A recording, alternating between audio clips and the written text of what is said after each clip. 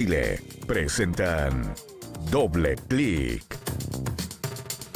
Bueno, ustedes lo saben, ¿no? Seguramente tienen algún cercano, familiar, conocido, o a lo mejor usted que nos escucha también es sujeto de esta situación, de una de las principales demandas históricas de las últimas décadas, que ha sido el centro de manifestaciones, que es el fin de la deuda histórica con los profesores, un problema que nació hace más de 30 años y que con la nueva propuesta del gobierno pretende saldar esta deuda, pero es una propuesta que está sujeta primero a la revisión de los profesores y luego a una ley en el Congreso. La denominada deuda histórica hace referencia al perjuicio salarial que afectó a cerca de 58.000 docentes de escuelas públicas que, durante la dictadura, con el traspaso de la administración de los colegios desde el Estado a los municipios, no recibieron su reajuste salarial correspondiente. El incumplimiento de esta ley generó una situación en la que los profesores se vieron privados de una parte de sus remuneraciones y beneficios, generando una deuda pendiente por parte del Estado y las instituciones educativas. Con el objetivo de saldar dicha deuda histórica, el gobierno entregó al Colegio de Profesores una propuesta que deberá ser votada por los integrantes del gremio, quienes deberán definir si aceptan o rechazan la oferta el próximo 28 y 29 de octubre. En detalle, el proyecto del Ejecutivo contempla la entrega de 4,5 millones de pesos a cada uno de los 58.000 afectados, un pago que se realizaría en 2 cuotas diferidas por algunos meses. Sin embargo, el dinero se entregará en 6 grupos divididos por edad, siendo los primeros que reciban el dinero las personas de mayor edad. Bueno, profundizamos de inmediato para aprovechar el tiempo con Mario Aguilar, que es el presidente del Colegio de Profesores, que nos visita aquí en el estudio. Muchas gracias por estar con nosotros. Buen día. Buen día, Ramón. Gusto saludarle. Le completo el pronóstico del tiempo diciéndole que en mi casa no era tan fina la lluvia y en la comuna de Macul, era más bien fuertecita. Está así, y subiendo más en la cordillera parece que es más copiosa igual también. En fin. Bueno, Mario, primero, ¿esto fue una negociación o esto fue sencillamente cobrarle al Ejecutivo una promesa de gobierno? Lo segundo. Normalmente nosotros instalamos mesas de negociación con el gobierno, con un petitorio, con qué sé yo, respuesta, después contrarrespuesta nuestra, y tiene un proceso. Todos los años también se hace una negociación con el sector público, del cual somos parte, que tiene un formato que no es el que hubo ahora. Lo que acá había es una promesa del candidato Boric, ratificada después por el presidente electo Boric, cuando todavía no asumía, y después presidente en ejercicio, que dijo en 2 ocasiones frente al Congreso Pleno que ese año 2022, se enviaría un proyecto de ley. Eso no se cumplió. Después lo dijo el 2023, tampoco se cumplió. Después los ministros de Educación, tanto Ávila como Cataldo, en distintos momentos dijeron no, si ahora sí, este año va la cosa, y nunca se cumplió. Y cuando nosotros, nuevo directorio, nacionales, regionales y comunales, que nosotros asumimos este periodo en enero, nos encontramos con una promesa incumplida. Y nosotros dijimos, bueno, esto tenemos que reactivarlo, aquí hay un tema pendiente, y iniciamos todo un proceso de insistencia con el tema, de volver a ponerlo en la discusión. Primera reunión que tuvimos con el ministro en ese mismo mes de enero, que normalmente son reuniones protocolares cuando hay nuevo directorio o hay nuevo ministro. Nosotros no le dimos el carácter protocolar, sino que inmediatamente llevamos este y otros temas, pero este muy prioritariamente. Y después incluso conseguimos una reunión con el presidente de la República. Y el objetivo de esa reunión fue decirle cara a cara, mire, presidente, díganos si va a cumplir o no esta promesa, porque si no la va a cumplir, díganos al tiro, no nos mantenga a la gente en esta expectativa, en esta ansiedad, gente mayor que está sufriendo con este asunto de esta indefinición. Y él nos respondió, esto fue en marzo, que sí, que se iba a cumplir y que si al segundo semestre iba a haber una propuesta. Seguimos insistiendo, hicimos campaña, hicimos algunas acciones frente a la moneda para mantener el tema vigente, pero nunca fue una mesa de negociación, siempre fue cumpla su promesa.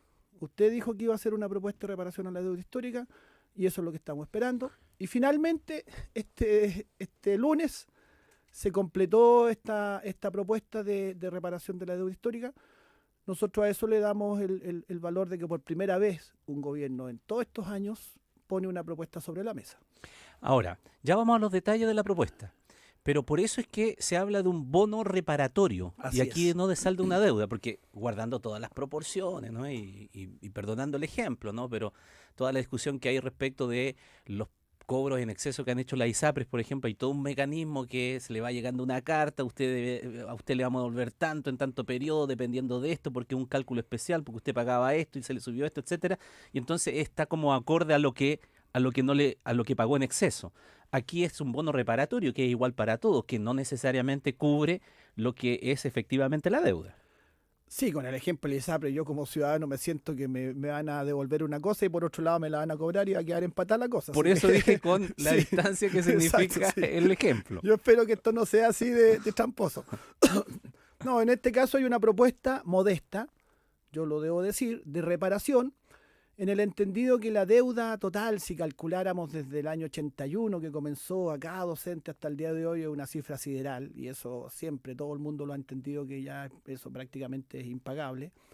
Siempre se habló ya hace unos 10 años o cuando ya en los mismos tribunales de Chile se declaró prescrita esta deuda, se declaró que ya no iba por el lado, digamos, de los tribunales por el lado estrictamente legal, sino que aquí había una deuda más bien moral a esa altura. Empecé a hablar de reparación. Eso estoy hablándole hace unos 10 o más años, que se empezó a hablar de reparación. Y ahí, por primera vez, como le decía, distintos gobiernos pasaron y a veces se formaron mesas, otros gobiernos directamente negaron. El gobierno Piñera directamente dijo no existe la deuda histórica.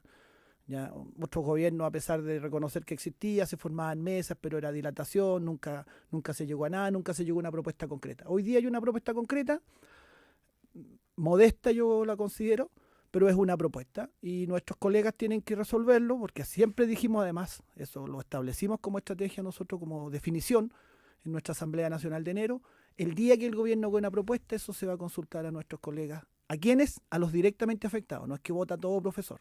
Los que están directamente afectados, que son un catastro de 58.000, como se dijo recién, 57.000 y fracción, ese número de profesores, ese mismo catastro es como una suerte padrón electoral, donde los docentes pueden manifestar su opinión. Si les parece satisfactoria esta, o les parece aceptable, esa diría yo que es la palabra, o no les parece aceptable lo que el gobierno ofrece. Ya, lo dijimos al principio, lo reiteramos, ¿no? Es un bono, en términos generales, las líneas gruesas, un bono reparatorio de 4,5 millones de pesos para el 100% de los afectados, Sí, para estos sí. 58.000, pero que es pagadero en grupos etarios, de manera anual, en 6 grupos, ¿no es verdad? Sí, así Partiendo es. el Al 2030 termina. hasta el 2030, partiendo del 2025, si es que Exacto. es aprobada la ley en el Congreso, ¿no es Exactamente. verdad? Y reajustable para aquellos que les va tocando después. Exacto, cada año tendrían reajuste de acuerdo al IPC del año. Ya, eso es lo que tiene que decidir el afectado y votar la próxima semana, ¿no? Exactamente. Si acepta o no acepta. Exacto, lunes y martes nosotros vamos a hacer esta consulta. Si le es aceptable, vota aceptable, si no, vota que no es aceptable. Y la posición institucional que vamos a asumir nosotros como colegio de profesores, y particularmente yo como presidente, que me tocaría, digamos, formalizarlo, va a ser la que arroje esa consulta. ¿Usted no va a manifestar una opinión en favor o en contra como presidente nacional? No lo voy a hacer porque nosotros señalamos desde el inicio que la postura institucional que íbamos a fijar cuando hubiera una propuesta, cuando en ese momento era algo teórico, hipotético, incluso en algún momento parecía que ya definitivamente esta promesa simplemente no se cumplía, como otras que no se han cumplido del gobierno, nosotros dijimos que eso iba a ser consultado y por lo tanto yo como presidente tengo que guardar ese cuidado de ser respetuoso, porque además nos parece, nosotros estamos convencidos que ese es un mecanismo democrático, que ese es un mecanismo respetuoso con la gente. ¿Quién soy yo para ir a decirle, mire, no, cómo aceptar ese monto indigno? O decirle, no, tiene que aceptar a como de lugar. Si la persona afectada es la que tiene que saber si esto la hace sentirse reparada, si esto la hace sentirse... Que hay también un simbolismo, más allá del dinero, que por cierto importa, porque son gente además que lo necesita. Así es. Estamos hablando de personas con pensiones muy bajas. Después de haber dado toda una vida a la educación, tenemos profesoras con 250.000 pesos de pensión. O sea, que es realmente... Eso es indignante. Y esa persona tiene que decidir, pero más allá de también, o sea, siendo lo económico de importancia, también tiene importancia el simbolismo de que el Estado reconozca que hubo este daño, que el Estado reconozca por fin que efectivamente hay una injusticia. Y como toda reparación, esto yo lo he dicho en nuestros medios, Ramón, las reparaciones nunca hacen justicia plena, no pueden hacer justicia plena, porque el daño causado ya se causó, generó situaciones... quien le esquilmaron, porque esa es la palabra, le despojaron de un derecho, En su momento eso afectó a su familia, afectó a los hijos que tuvieron que vivir una vida con un ingreso menor al que les correspondía, pasar apreturas, como pasamos los profesores en los años 80, los sueldos eran bajísimos, y más encima se les quitó ese bono que le pertenecía a todos los funcionarios públicos y al momento del traspaso se les dejó de pagar de manera absolutamente arbitraria. Ese es el origen de la deuda histórica. Entonces una reparación siempre hace un poco de justicia. Una reparación, le voy a poner otro ejemplo, si a una persona le desaparecieron un familiar en la dictadura y después salió una ley que le da un monto reparatorio, nunca va a recuperar al familiar, nunca va a ser justicia plena. Es un pequeño gesto de justicia y de reconocimiento y eso también es lo que ocurre en este caso. Ahora, Mario, en todo este largo camino, ¿cuántos profesores ya no están? Alrededor de 20.000. De los que deberían tener también el beneficio. Que fueron afectados y que fallecieron. Ya, Y eso para nosotros es un dolor. Todos los días sabemos de una noticia de alguien que falleció. Recientemente, por ejemplo, como gremio, la presidenta del Comunal Curicó, que estaba en ejercicio. Ella era afecta a la deuda histórica y falleció. Y luchó mucho por la deuda histórica. Patricia Rojas se llamaba la colega, le hago un homenaje acá. Falleció y no tuvo justicia. Se fue sin una solución. Por eso le pregunto, porque ya hay 20.000 docentes que si se llega a concretar esta reparación, no la van a alcanzar. Y no la van a alcanzar tampoco sus familiares. Se lo pregunto porque si en la negociación, en la conversación o en la propuesta al gobierno, mejor dicho, pues usted ya me dijo que no era una negociación propiamente tal como la que conocemos, ¿no? Está la posibilidad de que las personas porque son muchas de avanzada edad, ¿no?, que va a ser pagadero en 6 años, pueda fallecer en el camino, cuando le toque el momento. ¿Esos recursos entonces no van a llegar a nadie como signo simbólico de reparación? Sí, a ver, precisemos. Las personas que ya están fallecidas, esas no están incluidas. El gobierno fue claro en eso, que no iba a incluir en esta ley. Pero respecto de las personas que, siendo afectas al derecho, en la espera del periodo en que le toca, llegan a fallecer, eso estaría incluido. Ya. Pero eso lo tenemos que ver ya en la eventualidad que la consulta se apruebe, digamos, y se acepte por parte de nuestros colegas. Eso se convierte en un proyecto de ley y ahí tenemos que asegurar ese transitabilidad, se le llama técnicamente, nos explicaron. Nosotros hablábamos de heredabilidad, pero técnicamente no es heredabilidad, sino que es que si la persona tiene el derecho y fallece ya siendo propietaria del derecho, es decir, que ya existe una ley que le otorga el derecho, y llega a fallecer, sí, efectivamente recibirían sus herederos. Y como usted bien caracteriza, a mí me parece que eso es bien importante porque estamos hablando efectivamente de personas de edad y por lo tanto es factible que un universo, un grupo, un número de ellos, esperando, no sé, el que le toca el 2028, por ejemplo, pueda fallecer. Y a nosotros nos parece que el mínimo de justicia, y eso lo queremos asegurar en el trámite parlamentario, por supuesto, mínimo de justicia es que esas personas tengan la tranquilidad de saber que al menos sus herederos van a recibir lo que les correspondía, si es que llega a darse la circunstancia de fallecer. Supongo que como presidente nacional, evidentemente, en las conversaciones que ha tenido con los dirigentes regionales o con las mismas bases, le debe llegar de toda opinión respecto de esta propuesta. Unos que deben estar resignados, otros que deben estar indignados, otros que deben decir, sí, es el momento de recibirlo, justamente por un poco la historia que ha tenido esta petición, desde negación absoluta de que exista esta deuda hasta la posibilidad de tener, aunque sea una reparación, aunque no llene todas las expectativas.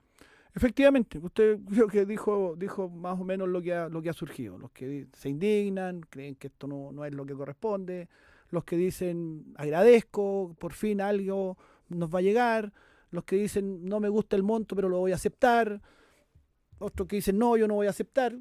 Sí, y nosotros, yo personalmente como presidente, y todo el directorio nuestro, vamos a tomar una actitud de mucho respeto a que esas opiniones son válidas, que son legítimas, y como hay distintas opiniones, lo que tenemos que hacer es resolverlo por un mecanismo democrático, y ese mecanismo democrático es la consulta, y la consulta dirá, y mayoría manda. La postura que sea mayoritaria es la que nosotros vamos a asumir institucionalmente. ¿Y cómo en lo concreto se hace esta consulta? Es una consulta online, contratamos una empresa que se especializa en este tipo Ya. de eventos electorales electrónicos, que ya con ellos hemos hecho antes, ha hecho también elecciones con distintas organizaciones.